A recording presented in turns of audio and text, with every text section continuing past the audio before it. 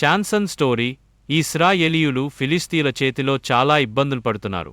ఆ సమయంలో ఒక దేవుని దూత ఒక దంపతులకు ప్రత్యక్షమై వారికి పుట్టబోయే కుమారుడు ఇశ్రాయేలీయులను రక్షిస్తాడని చెప్పాడు. ఆ శిశువు పేరు సంసన్. ఆయనపై దేవుని ఆత్మ ఉండేది. షంసన్కి అద్భుతమైన బలం ఉండేది. ఒక సింహాన్ని చేతులతోనే చంపాడు. 1000 మందిని ఒక గాడిద ఎముకతో ఓడించాడు. ఆయన జుట్టులోనే ఆయన శక్తి ఉందని దేవుడు నిర్ణయించాడు.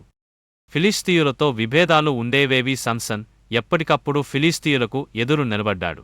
వాళ్ళు ఆయనని పట్టుకోవాలని ప్రయత్నించేవారు, కాని ఆయన బలంతో వారిని ఓడించేవాడు.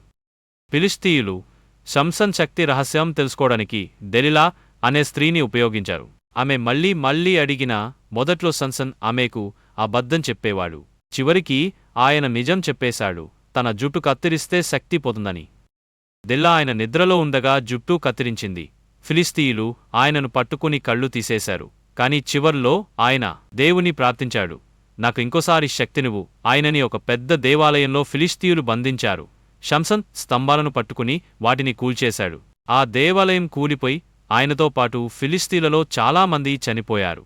ఈ కథలో నీతి ఏమిటంటే బలమే కాక జ్ఞానం కూడా కావాలి.